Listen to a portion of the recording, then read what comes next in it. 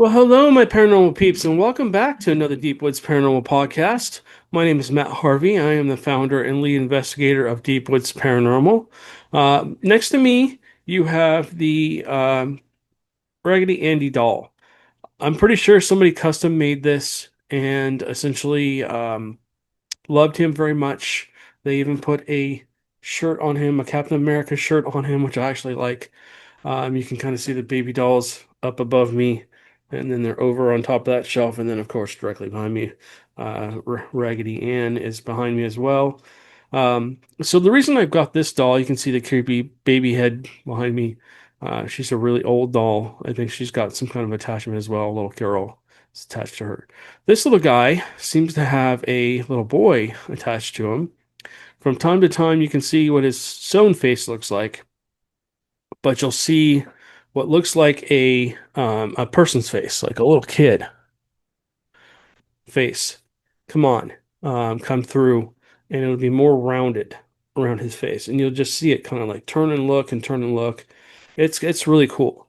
The reason I've brought him on today is because everybody keeps me asking me about Annabelle.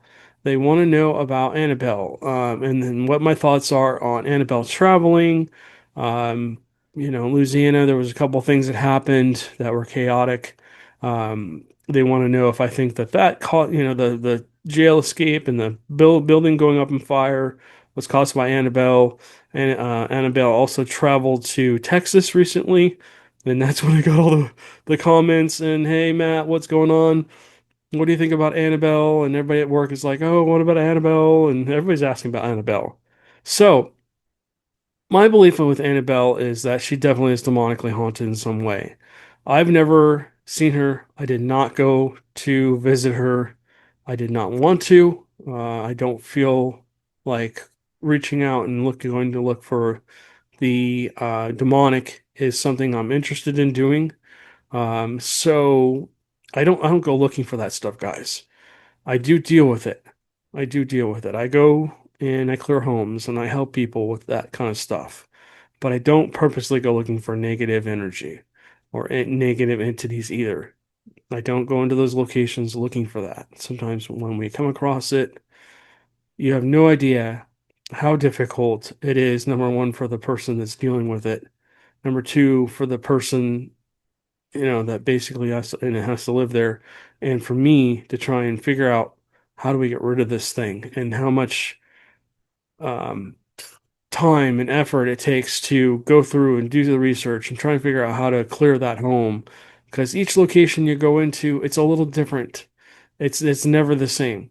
These entities figure out, okay, he did this last time. I'm ready for this. And Binks, sorry, we got a new kitten, Mr. Jack. So you might see him scurry across. That's Mr. Binks.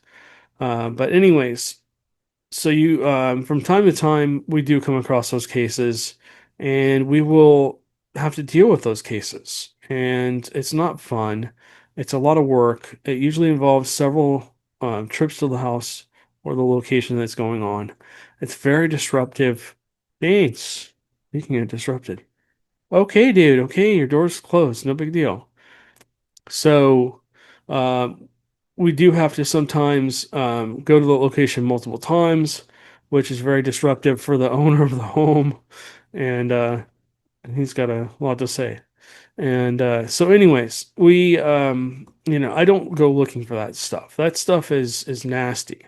I deal with that sometimes on a daily basis, being pushed, being shoved, being hit, um, being burned, stuff like that. Just because I've done so many home clearings, I have unfortunately anticipated in a few Catholic rituals to remove spirits from people. And I'm not going to get into that, but and I've talked about that in the past. If you want to look back for that, you can look for that um, in our podcast here. We have over 200, I think, now. So, anyways, or getting close to 200, I should say. But yeah, so haunted dolls, especially like Annabelle. Annabelle really started out as, from what I've read in the history books and from listening to interviews with the family and the people that originally had her, it started out peaceful. Annabelle started out as a peaceful doll. She basically would stay on the bed, they would make the bed, they'd put her on there, and she would move a leg, she would move an arm. Her position would be different when they came back. And it was peaceful, and she loved the doll. And then it went from peaceful to more aggressive. And that's when the Warrens were called in. And then things got out of hand. So, got a poltergeist cat behind me. But so as I went, they were able to get Annabelle into a case. Oh, we got a cat visiting us. So they got her into a case and blessed the case and were able to confine her to that case. The Warrens, if you don't know, the Warrens had been investigating for a long period of time. Unfortunately, they dealt with a lot of negative or demonic cases, whatever you want to call it. Uh, not fun cases, and it really burned them up, to be honest with you. I mean, it's not easy dealing with the paranormal, number one. Number two, when you get those kind of cases, it takes a lot out of you and it changes you.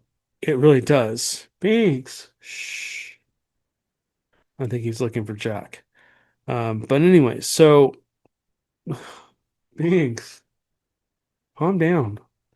So, anyways, he and Lorraine basically would go into homes and clear negative energy out of homes, negative empties out of homes, remove haunted objects. And one of the objects they collected was Annabelle. So they took Annabelle and they put her in this room along with other haunted objects, and they would have that room very heavily, wholly protected. Uh, Maybe if you're not into religion or you don't believe in religion, just call it, a positive, more of a positive vibe. They kept a positive energy in that room to combat the negativity that was attached to those items. Usually, when you have an item that has negativity attached to it, something's happened. Something very tragic has happened in to a person or to that item itself. Maybe it was very loved, and so an energy gets created and it's left on it. Maybe if, let's say, somebody came in and took this Raggedy Andy doll from me and in the middle of the night and it just disappeared. Well, I'd be frustrated, I'd be sad, I'd be mad, I'd be all those things, right? So that energy is left, maybe that imprint is left on the doll and maybe on the area where it was taken from too. Maybe this room. This room has a very positive vibe. It's very relaxed. Even though there's a lot of entities in this room, there's a lot of things that are attached to a lot of things in this room. None of them being negative. I don't allow negative things in this room. I take them out of this room and I deal with them. And then sometimes they go to other people or whatever that can handle that kind of stuff. I just don't want that in my house. Anywho, so that negative energy is left on that doll or whatever, and then that negative energy can turn into a demonic entity or a super negative energy that can reach out and do harm. And I'm not gonna say possess people, but it can, well, sometimes it can. Sometimes it can possess people. If that energy is transferred from, let's say, the doll to me, then that could possibly possess me. There could be an energy that's transferred to me or an entity that is transferred to me and is able to basically manipulate me in some way to have negative thoughts or whatever you want to call it. We're kind of doing a deep dive here, guys, so bear with me. In the case of Annabelle, that's pretty much what's happened. Unfortunately, she has had so much negativity around her that basically, you know, it's scary. And that entity has gotten so much power from people pretty much being afraid of her or whatever that it's able to reach out and do things to people. Leave the doll and move around if it's not contained. And essentially, when you bless an item, and I know there's people out there that are not religious, so just bear with me. Let's say you neutralize an item, that energy can't pass that barrier, if you will. And so, when you don't have that barrier anymore, that entity or whatever, that energy can get out and do things that it shouldn't be able to do. I know this all sounds crazy, but this is the paranormal. And if you're listening to this, you are paranormal, you're into the paranormal in some way. You're either trying to figure out if it's real, or you're on the fence, or you're a believer, you're a knower, or whatever you are. Um, so hopefully some of this makes a little bit of sense. But she's been all over the world, not all over the world, all over the United States, and she's traveling around to different locations right now. She went through Louisiana, Texas. I believe she's in Pennsylvania. I think a building blew up in Pennsylvania, if I'm right. I don't think anything happened here in Texas. I think some inmates escaped when she was in the Louisiana area, and then also a building or something caught fire when she was in Louisiana, and everybody's trying to blame Annabelle for this. Now, I mean, I think that's kind of a stretch, but I mean, it could be possible. I mean, when you take a doll like that, like I said before, and you move her to a different location and there's not that protection around her, a barrier to keep her from doing things, I mean, I would honestly think that she would probably be more inclined to possibly hurt somebody, or possibly try and I don't think the spirit or the entity or the demonic entity or whatever you want to call them, the negative energy, is able to possess anybody, but it definitely is able to physically harm people and scare people and do things that are not fun, in any way, shape, or form.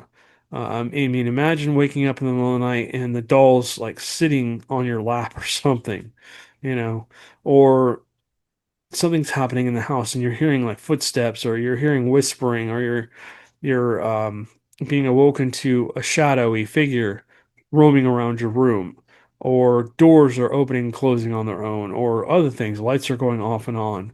That's creepy as hell. I mean, I'm a paranormal investigator. I've seen all that, and it doesn't really scare me that much anymore, but it does get my attention. Let's put it that way, when that kind of stuff happens.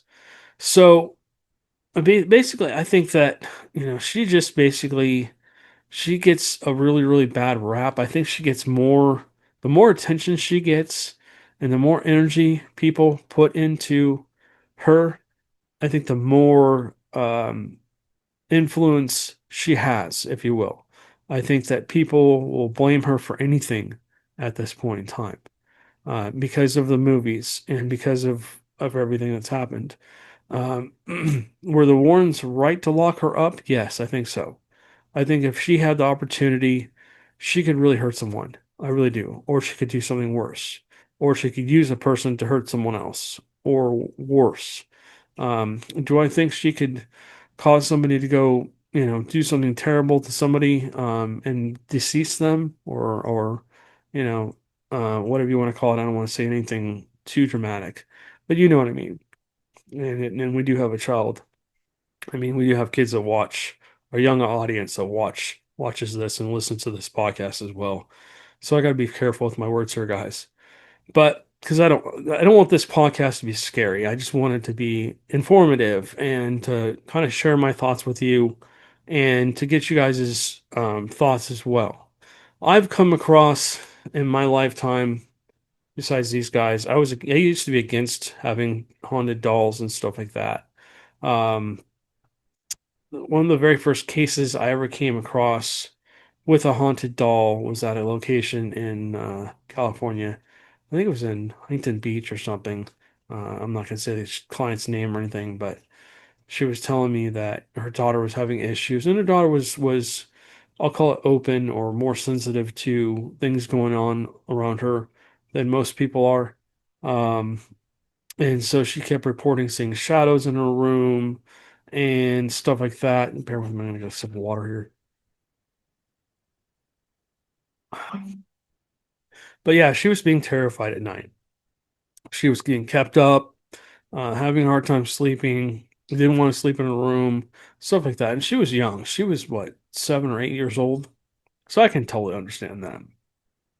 So she called us out, and we went out there, and it actually turned out to be a combination of a lot of things. The apartment they were in was not, the wiring in the walls was not shielded very well. It was an older building, probably built in the 40s. Um, Back then, they didn't shield the wiring all that well. And so I went up to the wall, and if you've ever used like a K2 meter, I was actually using a more direct meter that actually had the numbers on it, so I could see where it was, and I could go up to the walls where the plugins were, and not only would this light up completely over, but I had one that had actual numbers, and it was off the charts, and it was flashing because it was so high. And I told her, you need to go essentially tell the landlord they need to fix this. We need to move, you and your daughter's headboards off these walls that have the plugins, and move this stuff away from you, because number one, it's affecting you sleeping. And so we did that. And like I said, sometimes it takes multiple times at a location to figure out what's actually going on. So we went back again because she called us back. She's like, okay, I'm doing better. I'm sleeping better, but my daughter's still having issues. So she had gotten this doll a couple weeks before.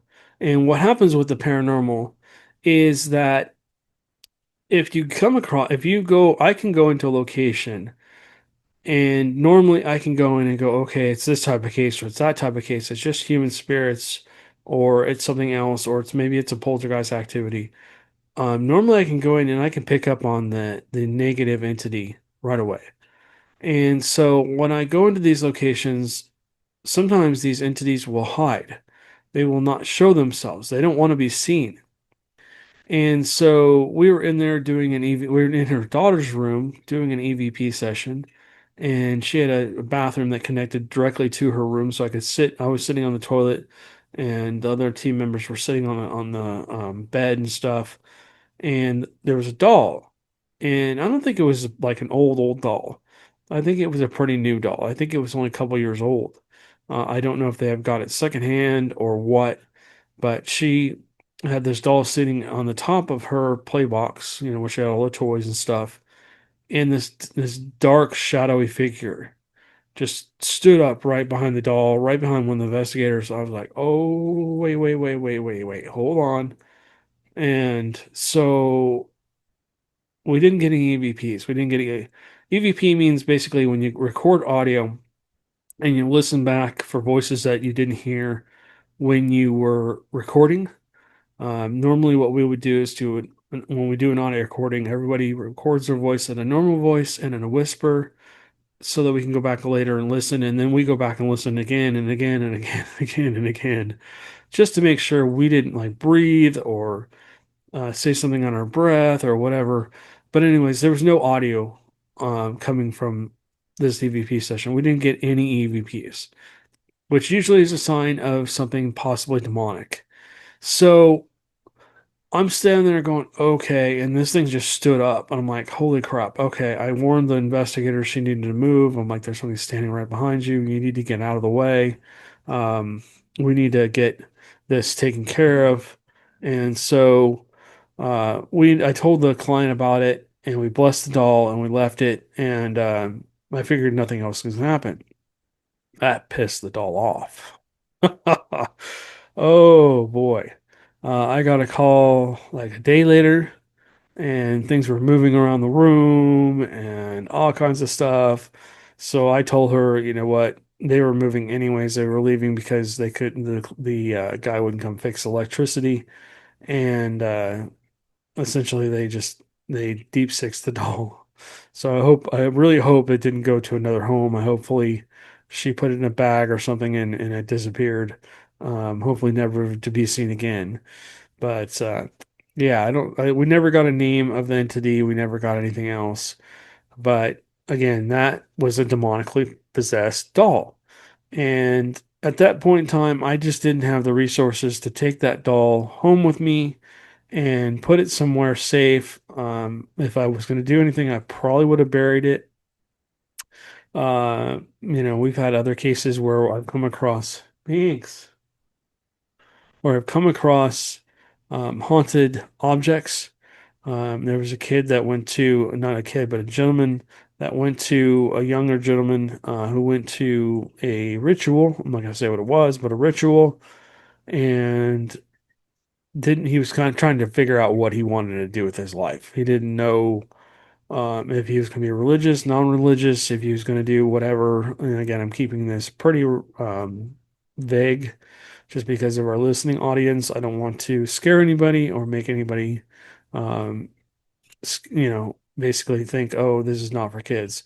But anyways, so he went to this ritual and he brought home a necklace. And we kept going to this location and trying to figure out what was going on. And again, 3 or 4 visits in, I finally figured it out. I'm walking through the house. I'm like, I'm in his room. And I just felt like there was something in a drawer. Like, what's in this drawer? And so I kept looking at it, kept looking at it. I'm like, dude, what did you bring? It just kept going through my head. Something's in the drawer. Something's in the drawer. Something's in the drawer. You need to get that item out of this house. There's something in the drawer. And so I finally said to him, I'm like, dude, where is, and for some reason, a necklace popped in my head. He's like, where's the, I'm like, where's the necklace? It just shot out of my mouth. And he looked at me and he almost started crying. He's like, whoa. And his mom was very, very religious. And his mom didn't know what he was doing. He didn't know that he was going to these, and we're going to get a cat walking across again.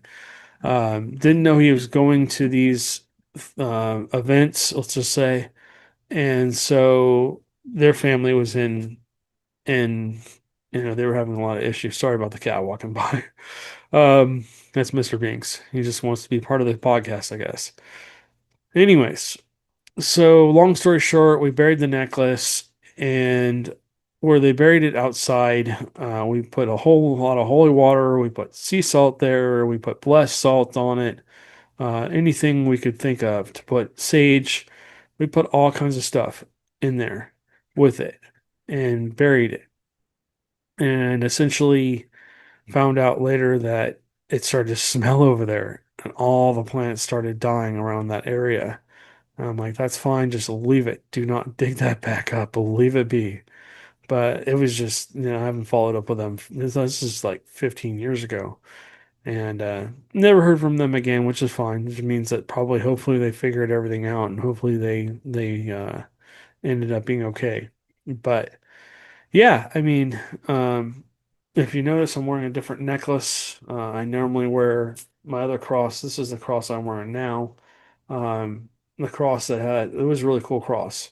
It had a almost like a dagger look to it, and that decided to get an attachment. So anything can get attachment, guys.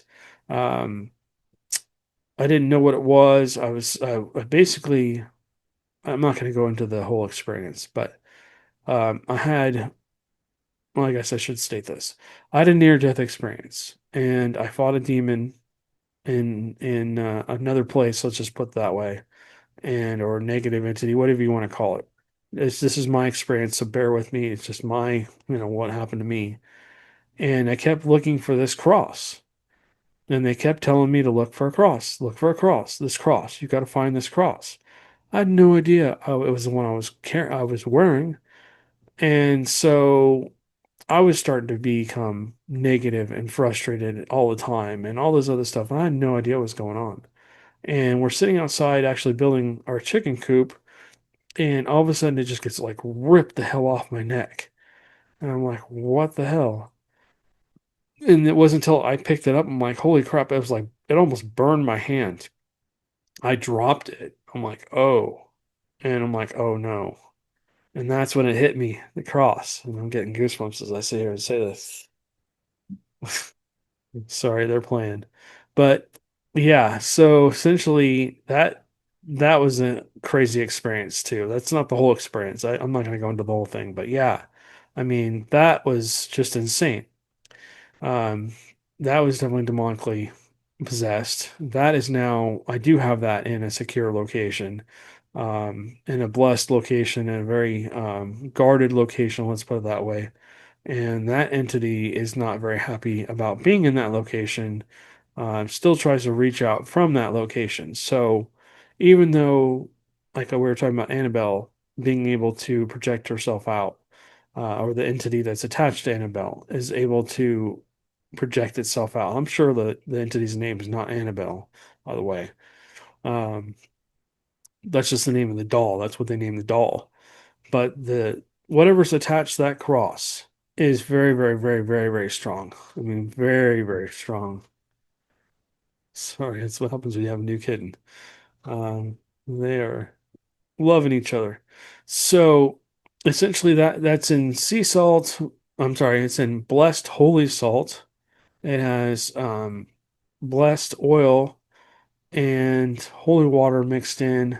And I think I don't remember how many different types of stones I put in there with it, but it's in a very secure location so that that thing cannot get out and cause problems. So I mean, I know how it affected me. I mean, it wasn't possession, but it was trying. It was trying to possess me. If I didn't have such strong energy around me, um, it might have succeeded. It really might have. I might have done something terrible in my sleep. So, anyways, all right, guys.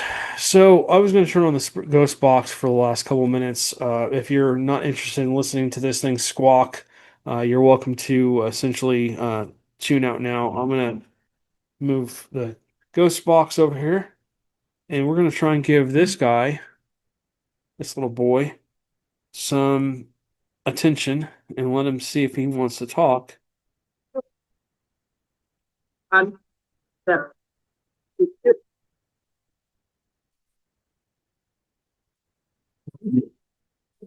Is there anybody attached to Andy?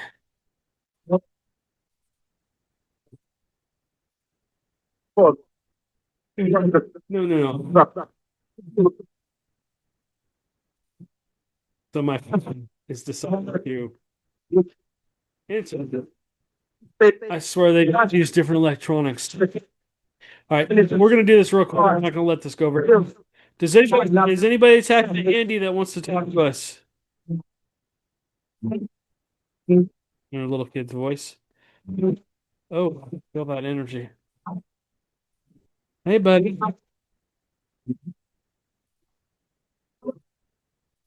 Andy, you wanna talk to us?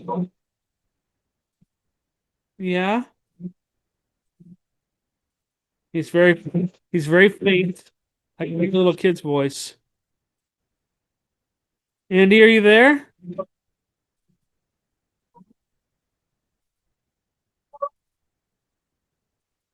Can you guys let him come through if he wants to talk? Can you see if you can create a clear voice on? All right, so it's like it's mainly just English now. We'll let them go for about another minute. Does anybody have anything they want to say to us?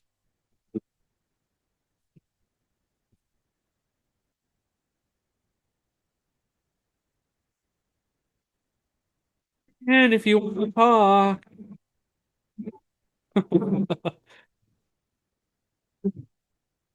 nobody? You don't want to talk, buddy? Okay, we're not gonna let this go too much longer. Okay, last chance. We're gonna close this box.